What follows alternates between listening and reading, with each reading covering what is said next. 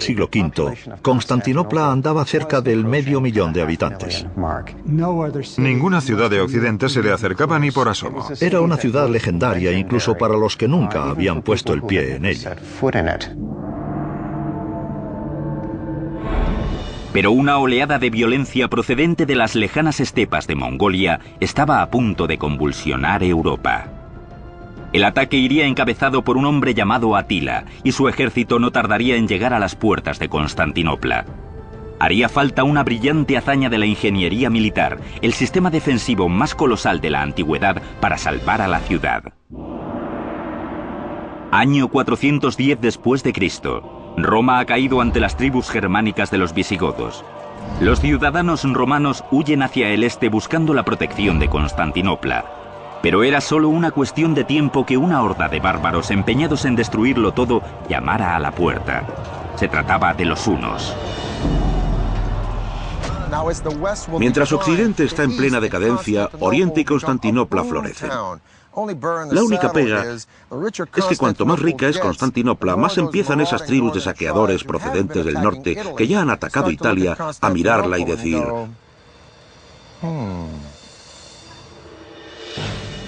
Constantino el Grande había concedido notoriedad al Imperio bizantino. Ahora los hunos querían borrarlo del mapa. La descripción que nos dan de ellos los textos contemporáneos es de unas gentes estrafalarias, horribles, feas, brutales. Nos dan una idea clara del miedo que suscitaban entre la gente normal.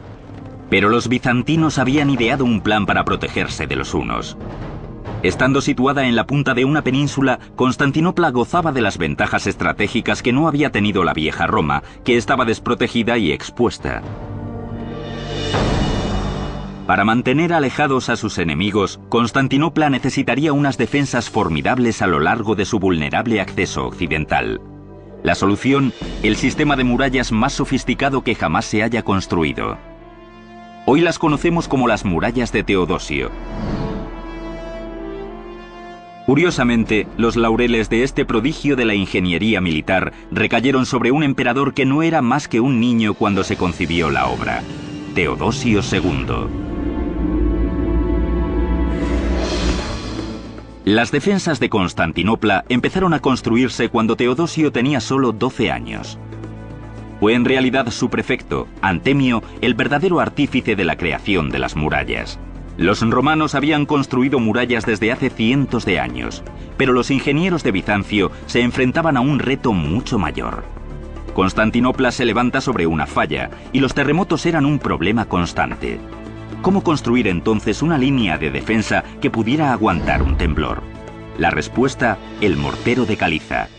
En Occidente, los romanos utilizaban hormigón para fabricar un mortero duro como una piedra, que una vez que se secaba era totalmente rígido.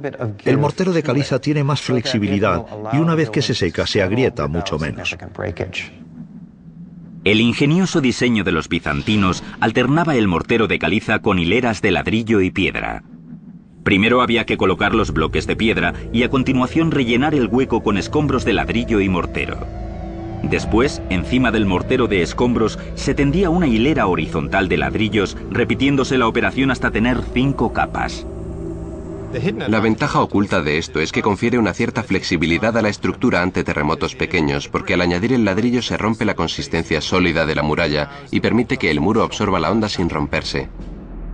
Con esta técnica de capas, los bizantinos edificaron una gigantesca barrera de más de 9 metros de altura y hasta 5 metros de grosor. A esto se añadieron los 96 torreones gigantes de incluso más de 18 metros de altura. ¿Pero sería esto suficiente para contener a los hunos? El general William Tecumseh Sherman dijo de los indios comanches, los mejores jinetes de los últimos tiempos, que llevaban tanto tiempo subidos a los caballos que se les había olvidado caminar. Pues bien, los hunos eran los abuelos de los comanches. Vivían, respiraban y morían a lomos de caballo. Inventaron el estribo que les permitía levantarse en la silla y lanzar sus flechas y blandir sus espadas con una precisión mortífera. Vinieron cabalgando desde China hasta la India y Europa, arrasándolo todo y aterrorizando a todo el mundo a su paso. Comían carne cruda que ablandaban entre los muslos mientras cabalgaban. Se vestían con pieles de roedores que llevaban puestas hasta que se les pudrían encima. Es decir, que Atila y los hunos volvieron a inventar el término temible. Se le daba muy bien lo que hacía, es decir, violar, saquear y destruir las defensas del Imperio Romano.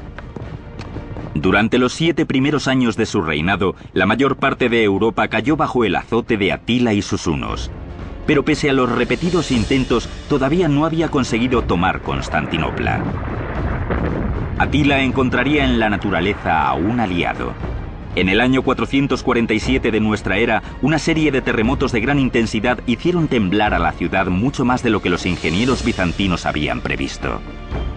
Era la oportunidad que Atila había estado esperando. 57 torres habían sido reducidas a escombros, dejando a la ciudad desprotegida.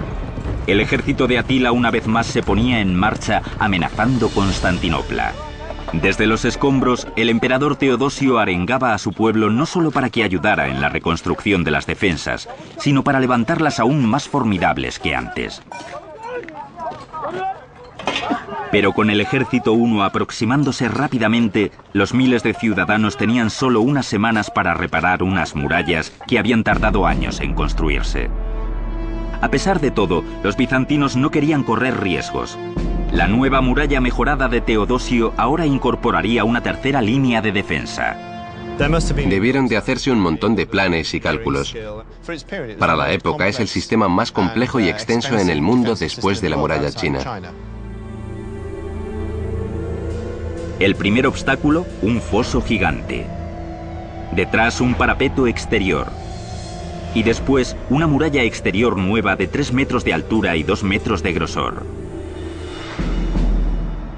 La última línea de defensa y la más impresionante con mucho sería la gigantesca muralla interior original, completamente reconstruida y anclada en sus 96 torreones gigantes. Cada torre es un pequeño castillo individual, de manera que para conquistar las murallas de la ciudad habría que salvar el foso, la muralla externa y la muralla interna.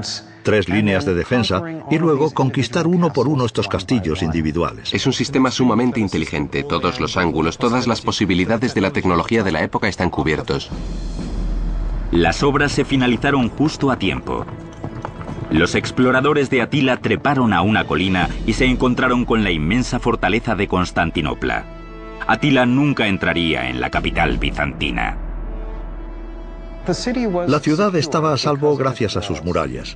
Hubo otras ocasiones en la historia del Imperio bizantino en que los atacantes llegaron hasta las murallas de la ciudad, pero no pudieron avanzar más. Durante 1000 años, las murallas de la ciudad salvarían al Imperio bizantino de los ataques de los hunos y los árabes, de los rusos y los turcos. La supervivencia de Constantinopla durante tanto tiempo se debió en gran parte al hecho de que era una ciudad amurallada prácticamente inexpugnable. Completada ya la barrera terrestre, los ingenieros bizantinos se centraron después en proteger a la ciudad de las amenazas por mar. Su solución fue ingeniosa y muy eficaz. Una cadena gigante. Una de las más grandes que jamás se hayan construido.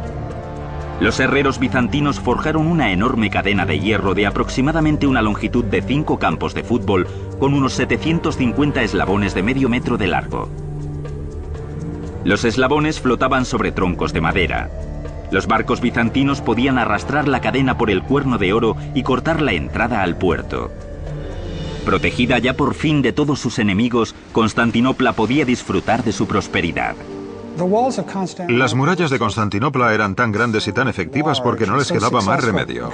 La ciudad era sumamente rica, y es como un banco que tenga una gran cámara acorazada.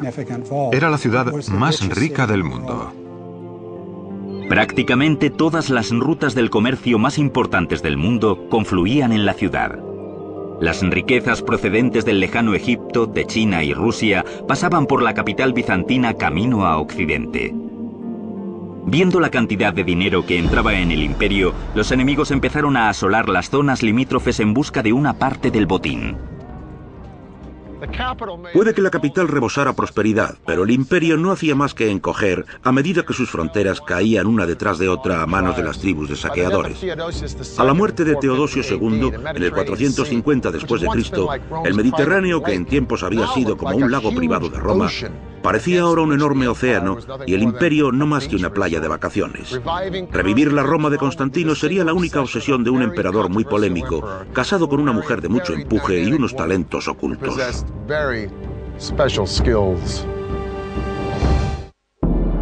A lo largo del siglo V, el Imperio Romano de Occidente se va desintegrando progresivamente bajo el azote de las tribus bárbaras. En el año 476 abdicaba el último emperador romano. Para muchos el Imperio Romano había caído definitivamente. ¿Pero lo hizo de verdad? ¿Cayó realmente?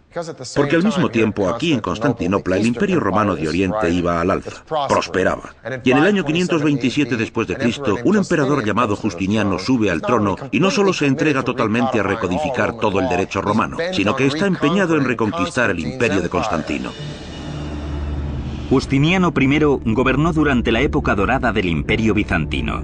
Sin embargo, irónicamente, el hombre que